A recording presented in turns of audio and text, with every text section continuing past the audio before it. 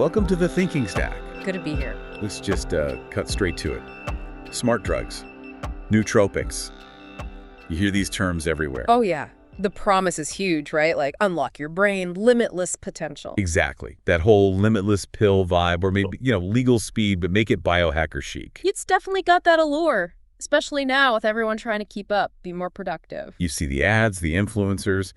It's a massive market built on this idea you can just, optimize your way through life. It's the ultimate shortcut fantasy, isn't it? Peak performance in a capsule. And the pressure's real. People feel like they need something extra. Need an edge. Or maybe even, like you said, an unfair advantage just to stay afloat. Which is why we need to look closer. Precisely. Yeah. We're not here for the wellness industry spin. We're doing a full system teardown of this whole nootropics thing. Using our integrated thinking stack. Right. Perception, prediction, action. That's the one. 7 layers. Aiming for, brutal clarity. Seeing what's actually true, what the real smart move is. What might happen down the line, and what we should actually be focusing on instead of, chasing pills. The teardown is right. Because the marketing story, it definitely leaves out some pretty important details. We need to get past the hype and look at the science, or often the lack of it. The real world stuff, where this is all heading. Okay, let's crack into domain 1 then, the perception stack. Layer 1, cognitive cleanse. What's actually true here? And to do that, we need to rewind a bit, way back. Yeah, not just look at the latest Instagram post. The term nootropic itself, it came from a Romanian chemist, Corneliu Georgia, back in 1972. In his definition, it was pretty strict, not like what you see tossed around today. Not at all. For Georgia, a real nootropic had to tick specific boxes. Enhance learning, memory. Make your brain more resilient to disruption, protect it from injury, boost its control mechanisms. And crucially, this is the big one. It had to do all that without the usual side effects of psychotropic drugs. No sedation, no stimulation, very low toxicity. Yeah, a very high bar, which is kind of ironic considering what the term means now. Totally. Fast forward 50 years, and nootropic feels like a catch-all for anything remotely brain-boosting you can grab online. Basically. And we can kind of group them into 3 main buckets. Let's break those down. First up, prescription meds. Okay, so this is stuff like methylphenidate, Ritalin, Concerta, and amphetamines like Adderall, mostly for ADHD. Right, and also modafinil or armodafinil, which are typically for things like narcolepsy or shift work disorder. And the key thing here is when healthy people use these for a cognitive boost, that's off-label use. It's not what they were approved for. Definitely not. Okay, bucket number 2, synthetic compounds. This is where you find things like the racetams, paracetam, aniracetam, oxiracetam, and also something called Noopept. And paracetam is interesting because Jurdi himself synthesized it. It's often called the original nootropic. It is, but the catch with a lot of these synthetics is how you get them. Often just online, maybe labeled as supplements. Which means they can sometimes, sidestep the really rigorous checks that prescription drugs go through. Exactly. Which leads us neatly into the third and probably biggest category, the natural stuff. Oh, yeah, the Wild West, supplements, compounds. It's a huge industry. Huge. We're talking caffeine, probably the world's most consumed nootropic, let's be real. Can't argue with that. Plus L-theanine, ginkgo biloba, bacopa monnieri, lion's mane mushroom, omega-3s, creatine. Vitamins, various herbal extracts, the list goes on. And they're often mixed into these proprietary stacks. Sold as dietary supplements, which again means much less strict regulation compared to actual medicines. Vague promises, fancy names. And that's where the marketing really kicks in, doesn't it? Promising this incredible brain upgrade. Always. But when you dig into the actual science, the picture gets, a lot fuzzier. Less impressive, for sure. A lot of these so-called nootropics, they're basically just stimulants in disguise. That's a really key point. They might make you feel more alert, more awake, but that's not the same as fundamentally enhancing higher-level thinking. Feeling buzzed isn't the same as being smarter or learning faster. Not at all. And when you look at the evidence for specific substances in healthy people, it's often underwhelming. Take caffeine. We all use it. It's a mild stimulant, sure. It can speed up reaction time, help you stay vigilant, especially if you're tired. But for complex stuff like deep learning, tricky memory tasks, the effects are much less consistent, more hit or miss. Pretty much. Yeah. You've got modafinil. There's some evidence for it. Right. People talk about it for focus. Yeah, maybe some modest improvements in executive function planning, organizing attention, working memory, especially if you're sleep deprived. But for someone who's healthy and well-rested. The effects seem pretty small, inconsistent. And interestingly, some studies suggest it might actually hurt creative divergent thinking. Huh. Like it narrows your focus too much. Could be. And it's worth noting, European regulators have restricted its use mainly to narcolepsy because of the overall risk-benefit balance. Okay, what about piracetam then? The original one Georgia made. Surely that holds up. You'd think so, wouldn't you? But honestly, the evidence for it boosting cognition in healthy adults is pretty scarce, often inconclusive. Really? Yeah.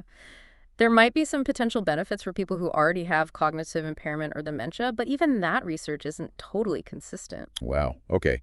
Ginkgo biloba, that's been a health store staple forever, right? Yeah. For memory. It has, but again, the science doesn't really back up the hype for healthy folks. So no memory boost. Largely negative results, actually. Reviews haven't found convincing proof it helps memory, attention, or executive function in healthy people under 60 and preventing cognitive decline. Not enough support there either. Okay, so the big names are looking a bit shaky. What about all those other supplements? The blends, the stacks? Generally, you need to be pretty skeptical. Many haven't gone through robust clinical trials in healthy populations. We don't really know what they do. Or even what's in them sometimes. Regulation is limited, claims often aren't properly tested, purity, dosage, it can all be uncertain. Authorities have even issued warnings about misleading ads. And then there's the elephant in the room. The placebo effect. Hugely important. Just believing you're taking something to boost your brain can actually lead to feeling sharper, sometimes even performing better on tests. The power of expectation. Absolutely. And it makes it incredibly hard to figure out if the substance itself is doing anything or if it's just belief. So summing up this cognitive cleanse, layer 1. Most marketed smart drugs aren't really making healthy people smarter in a fundamental way. It seems not. They're often just stimulants, or the effects are tangled up with placebo, that original strict definition of nootropic, pretty much diluted into meaninglessness now. It's a mix of maybe a slight stimulant buzz, a good story, and your own hope. Exactly. And we have to ask why this is so popular. It's not just about the pills themselves. Right, it's the context. Hyper-competitive jobs, schools, this relentless self-optimization culture. The huge money in the supplement industry, the constant cognitive stress people are under. Maybe people aren't even looking for true enhancement, but just coping mechanisms, ways to adapt to systems that demand too much. That's a big part of it, I think. Which leads us nicely into layer 2 of the perception stack. Moral intelligence. Okay, so we've looked at what's true. Yeah. Now it's what's the right thing, contextually. And this is where it gets a bit messy. It definitely gets ethically thorny. Because even the idea of cognitive enhancement, even if the drugs don't fully deliver, raises big questions about fairness. Especially in competitive settings, right? Like university or the job market. If some people are using these substances, is it a level playing field? It immediately brings up that comparison to doping in sports, doesn't it? Brain doping. And it's not just theoretical. We know off-label stimulant use happens. Medical bodies have actually advised against prescribing these for enhancement in healthy people because of fairness concerns. And it's not just about outright cheating. There's this more subtle thing. Call it chemical coercion. What do you mean by that? Well, if you're in a high-pressure field and you think everyone else is using enhancers to get ahead, you might feel pressured to do the same just to keep up. Like you have to join the chemical arms race or fall behind. It stops feeling like a choice. Exactly. It shifts from optional boost to implied requirement. And then there's access. Not everyone can easily get these things. Prescription drugs need a doctor, maybe a diagnosis. Which costs money. Depends on your health care. Even the fancy supplements can be expensive. Creating an enhancement divide. Cognitive optimization becomes another perk of privilege. That's a real risk. It could just amplify existing socioeconomic inequalities. And what does all this do to our idea of merit? Achievement, if top performance is chemically assisted. Does hard work, natural talent, grit, does it mean the same thing? It forces a conversation about what we actually value in human performance. It really muddies the waters around earning your success, doesn't it? It does. And then you have the classic tension. Individual autonomy, your right to choose, versus potential harm. Harm to yourself, which we'll get to, but also harm to society. Undermining fairness, increasing pressure. Exactly. Are we thinking about the bigger picture? Are we prioritizing chemically boosted output over sustainable well-being and, actual human skills? So the takeaway from layer 2.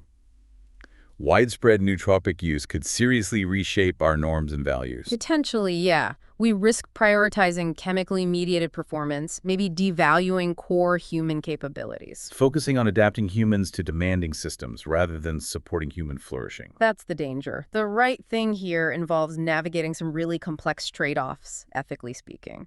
Are we building a society that values potential or just optimized output? Heavy stuff. Okay, let's move to domain 2, the prediction stack.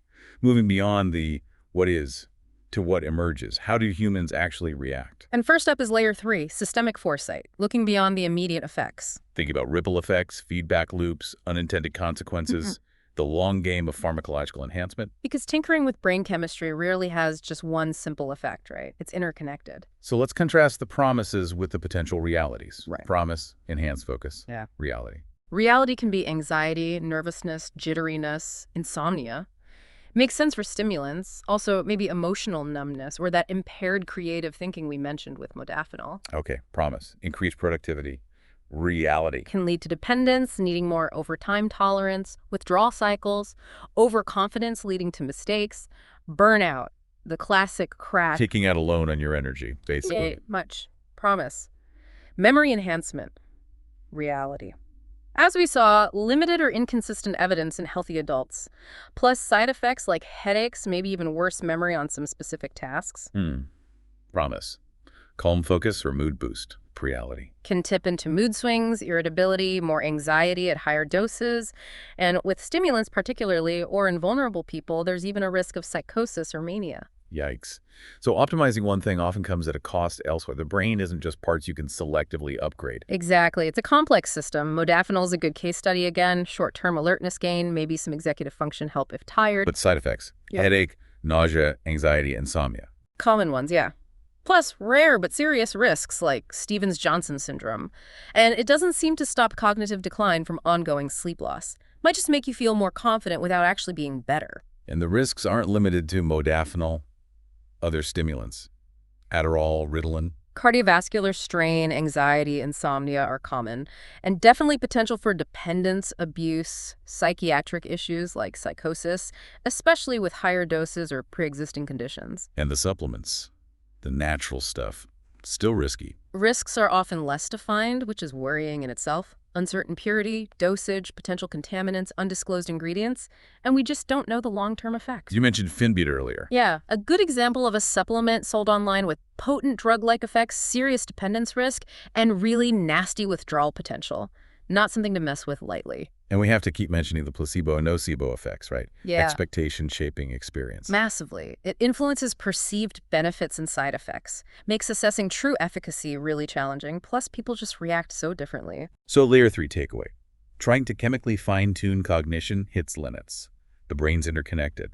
The body adapts, tolerance, dependence. Initial gains can lead to needing more just to feel normal. Risks can quickly overshadow benefits. Definitely. And if we zoom out even further, what are the potential societal consequences if nootropic use becomes mainstream? Like, baseline expectations just keep rising. Everyone needs enhancers just to compete. Could be.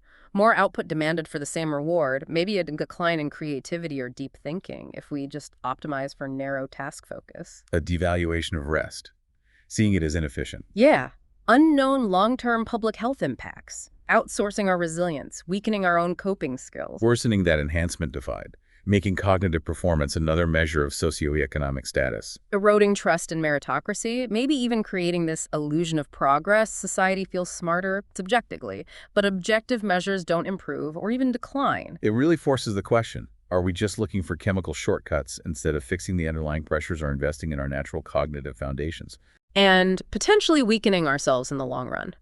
Focusing on forcing the human to fit the system instead of questioning the system itself. Okay, that leads into layer 4, embodied insight. What am I wired for and how do I evolve? This is about the subjective, lived experience. Yeah, getting away from just the data points and into how it actually feels for users. Thinking about nervous system patterns, fatigue, emotion. We mentioned maybe 2 types of users earlier. Yeah. Desperate performers and optimizers. Right, those driven by external demands versus those more intrinsically motivated. But often the path they follow has similarities. What does that path typically look like? Often starts with that initial boost, right? Yeah. Increased focus, alertness, productivity, maybe even enjoying tasks more, like some report with modafinil. The honeymoon phase. Exactly. Okay. But then frequently comes a kind of emotional blunting, feeling a bit like a machine, maybe numb, less pleasure in non-work stuff, less spontaneity. Attached. Yeah. Then the crash or tolerance phase, that energy drop, mood dip, burnout, needing higher doses for the same effect because your body's adapted. Uh-huh. Which can lead straight into dependence. Feeling like you can't function or concentrate normally without the substance, your nervous system is relying on it. And, ironically, often heightened anxiety, too. Jitteriness, nervousness. Very common, even though focus might have been the goal. And definitely sleep disruption, insomnia, poor quality sleep, which creates that vicious cycle. Needing the drug to fight the fatigue the drug helped cause. Precisely. And finally, that narrowed cognition or tunnel vision. Great focus on one thing, maybe, but losing peripheral awareness, creativity, the ability to think outside the box. And these lived experiences map directly onto the known side effects, right? Tunnel vision links to impaired divergent thinking. Anxiety, insomnia, classic stimulant effects. Tolerance, dependence, basic neurobiology. Absolutely. They line up. So even if output on specific tasks increases, the cost to overall well-being, emotional richness, calm, creativity, sleep can be huge. The pursuit of performance can lead to this anxious, narrowed state and increasing reliance. Yeah, it often shifts from genuine enhancement to just managing dependence and withdrawal. That's not a healthy evolution of your internal state. It's maladaptive. Okay, which brings us to layer 5. Human-centered design. How will real people behave and resist? Because it's not just about the pharmacology. Not at all. Our choices aren't purely rational. Emotion, culture, bias, simple convenience, friction, it all plays a huge role. So what drives people to adopt nootropics? Big one. Response to pressure. Fear of falling behind in competitive environments. Trying to keep up. Makes sense. What else? Seeking control. Feeling overwhelmed by cognitive demands, wanting a tool to manage the stress. Yeah, I can see that. Then there's the huge influence of marketing and just plain accessibility. Slick campaigns by supplement companies, easy online ordering, it lowers the barrier. Normalization, too. Social proof, if others in your circle are using them. It seems less risky, more acceptable. And, of course, that placebo-driven behavior. If you believe it works, you keep using it. But people also resist, right? What Yeah. stops them or makes them quit? Definitely. Obvious one. Rejection due to side effects, emotional flattening, insomnia, anxiety, they can be real deal breakers for many. Ethical rejection, too. Concerns about fairness, authenticity. Absolutely. Some people just feel it's wrong or it compromises their own effort.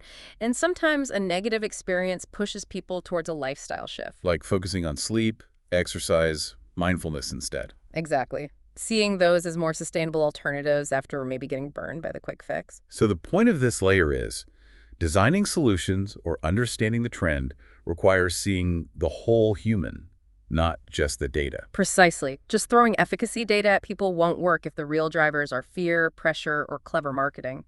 Effective strategies have to account for the emotional, cultural, systemic stuff. Ignoring the human-centered aspects leads to bad predictions and strategies that just miss the mark. You have to understand the why. Okay, that takes us to the final domain.